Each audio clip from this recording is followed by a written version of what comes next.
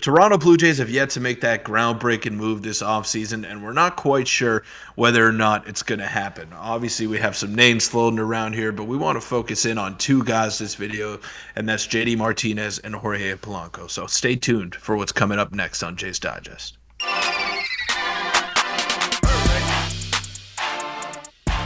What's up, Jays fans? I'm your host, Peter Vryonis, alongside host Nick Gosse. Now, Nick, we've been waiting for a while now for a big move to happen.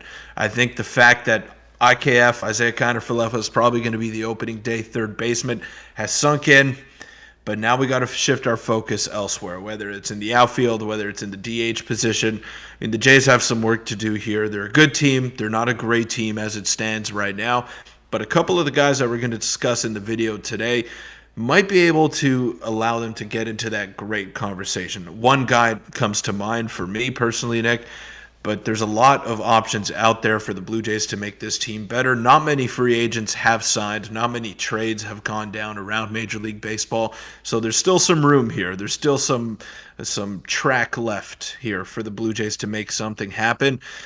And it could start with one of these two guys here. Yeah, more and more reports are dropping. A quick reminder that 70% of you guys who are watching right now aren't subscribed, so scroll down and hit that button if you aren't already. And Peter, we'll get to yours in a little bit here. I just want to focus on Jays pursuing Polanco because a new report came out today/yesterday, and Ben Nicholson-Smith on his podcast has been saying and hinting at Polanco more. There's been multiple reports.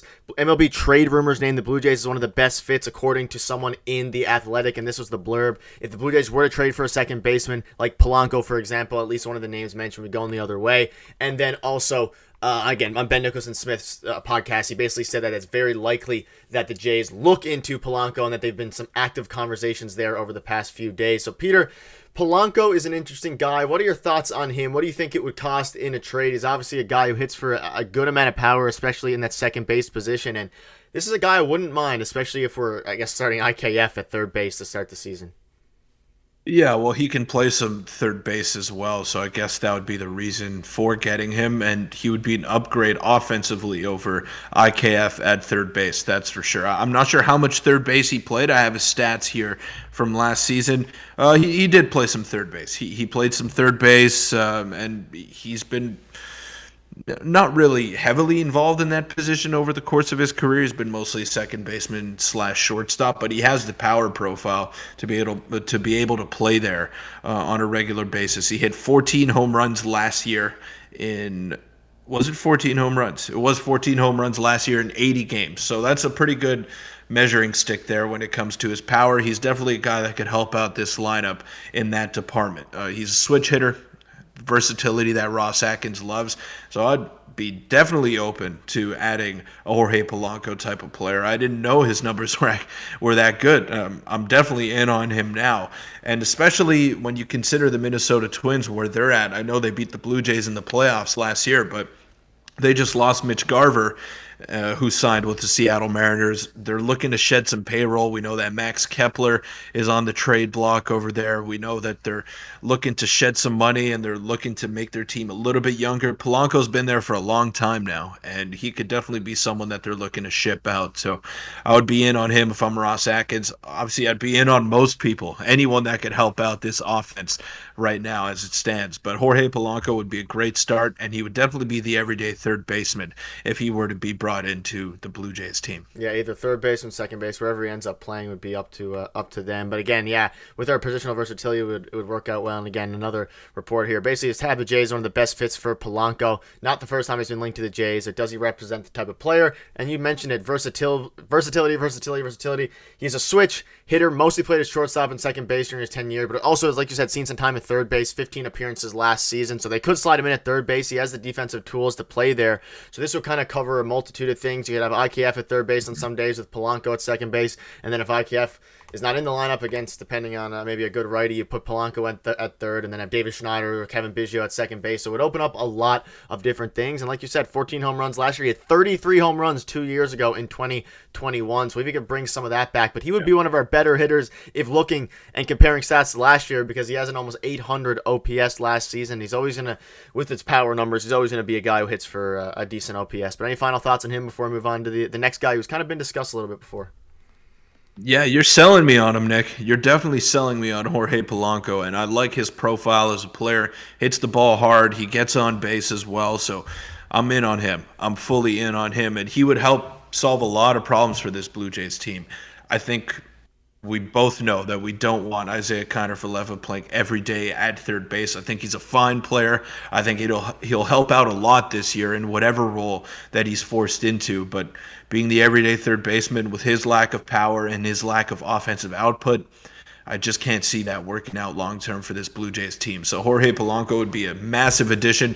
Still leaves some work though for the DH position, but I'm sure this next guy that we're going to talk about could definitely solve those problems. Yeah, we've discussed him before. We just kind of want to give our opinion on him again as he's becoming probably more likely as a target now, and that is JD Martinez to the Jays. We know that a while ago reports came out that the Blue Jays have interest in JD Martinez. Podcasts are coming out and basically saying the same thing, that there's a lot of interest there. Him, Jock Peterson, all those guys are kind of in the same bundle, but JD Martinez is probably the best hitter, definitely the best hitter out of the ones we've discussed. He would be replacing Brandon Belt, who was very solid last season for the Jays. But Peter, we've discussed him a little bit. We haven't discussed him too much lately. JD Martinez, I think he would be probably the best fit, especially because they're looking for, if they're making one ad, then JD would be the only guy that gets me excited, aside from maybe Polanco. Well, it's an easy situation to sell to JD Martinez, and here's why. You look at the Blue Jays' track record of bringing in guys that have maybe struggled on a one-year deal. Let's look at Marcus Semien, for example. He came in, obviously very different player. Marcus Semien is one of the top 10 players in the game. He's a gold glover wherever you put him out there. And he was much younger at the time as well. So he got paid in free agency after his 1 year deal with the Toronto Blue Jays. JD Martinez, I don't know if he's ready to hang it up yet. He's 36, going to be 37 next year. If he has another breakout year, if he has another good offensive season, I could see him signing maybe a 1 or 2 year deal after this season ends. But he's looking to up his value again, and if it doesn't work out, then it doesn't work out. But he's been a masher for a long, long time now. And if you look around the league, how many teams are genuinely going to be interested and going to have that opportunity for him to play every single day? If you go around the National League, I can't really see many teams. Maybe in the NL Central, the Cubs might be in on him. The Cincinnati Reds is another team that I have circled D-backs on as my well. radar over there. Yeah, the D-backs maybe, but they brought back Tommy Pham, if I'm not He's mistaken. still a free So agent, I believe. he's still free agent. Okay, well they brought back Lourdes Gurriel, who Yeah. DH'd a lot for them last season. So there's not much everyday playing time available. We know that he doesn't play in the field. We know that he's going to be a primary DH. Only played like a handful of innings last year in the outfield for the Dodgers. So look up and down the National League, not many options over there. Go down to the American League. Again, maybe the Red Sox would be in on him. The Yankees would probably be in on him as well. They're in on everybody. But I mean, I can't see many suitors for JD Martinez that are as attractive as the Toronto Blue Jays. They're a good team right now. He allows them to be a much better team if he comes aboard. And I think that's a big time selling point, especially for a guy who's looking to get paid one last time. Yeah, the Jays have the money, and like I mean, you mentioned it.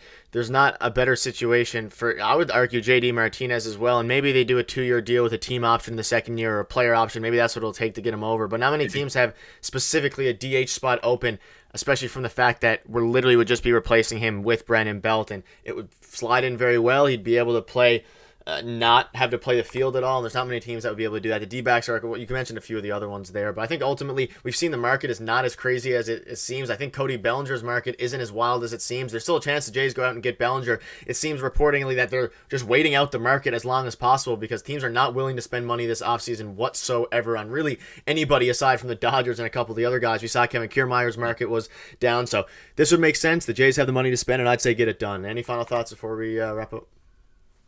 Yeah, I want to ask you this question, Nick. Very simple. As it stands right now, we know Isaiah Kiner-Falefa might be the everyday third baseman if the Jays can't get something done in that department. If they add JD Martinez or even Jorge Soler for that matter, are they a better team than they were last season? I would say yes. A better constructed team. I would I would say so too. Maybe the pitching wouldn't be as dominant. You would need a lot of things to fall into place. But let's say they add JD Martinez, Yeah. who's replacing a Brandon Belt who struck out a lot last year. I know he had some great at bats and he was one of the better hitters for the Blue Jays. but he struck out a lot.